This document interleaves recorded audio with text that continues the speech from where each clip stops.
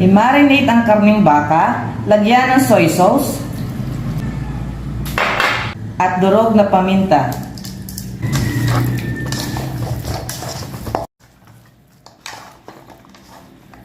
Lagyan muna ng konting oil. Ilagay ang kalahati ng star margarine. Ilagay ang sibuyas. Ilagay ang bawang. Ngayong golden brown na ang bawang at sibuyas, ilagay ang karning baka.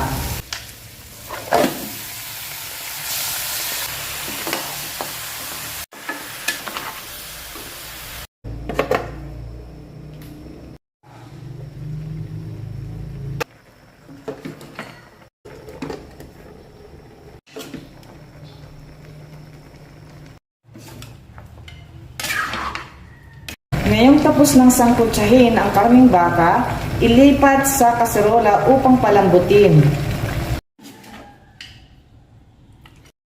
Lagyan ng hot water habang pinapalambot ang karning baka.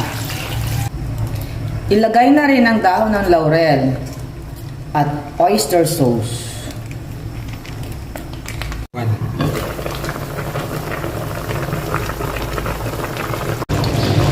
Ngayong malambot na ang karning baka, ilagay ang mga gulay na lahok, carrots at patatas.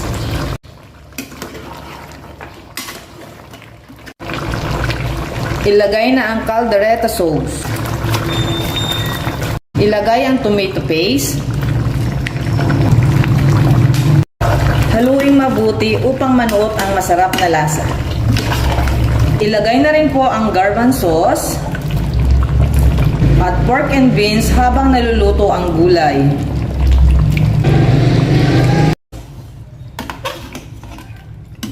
Ilagay na rin po natin ang hotdog and sausage. Ilagay ang birding sili, bell peppers. Ilagay ang liver spread. Ilagay na rin ang cheese.